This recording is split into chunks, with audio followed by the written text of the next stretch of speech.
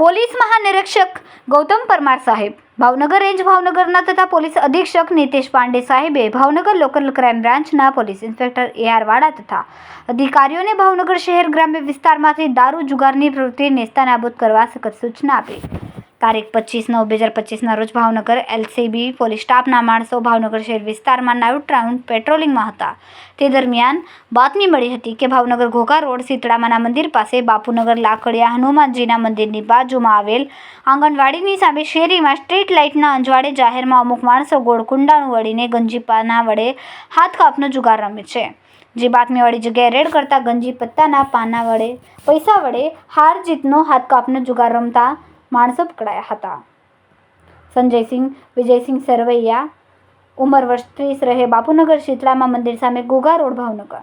શંભુબા બટુકભાઈ ગોહિલ, ઉંમર વર્ષ 37, રહે મફતનગર કુકડા કેન્દ્ર કંસારાના કાંઠે ઘોઘા રોડ ભાવનગર. બળદેવસિંહ મેહુલસિંહ ઝાલા, રામજીભાઈ ધરમશીભાઈ મકવાણા, મહાવીરસિંહ વજયસિંહ ગોહિલ, રોહિતસિંહ મહેન્દ્રસિંહ ગોહિલ. કબજે કરેલ કુલ મુદ્દામાલ ગંજી પત્તાના પાના નંગ 52, કિંમત ₹3 તથા રોકડા ₹15,400 મળીને કુલ 15,400નો મુદ્દામાલ કબજે કરાયો છે.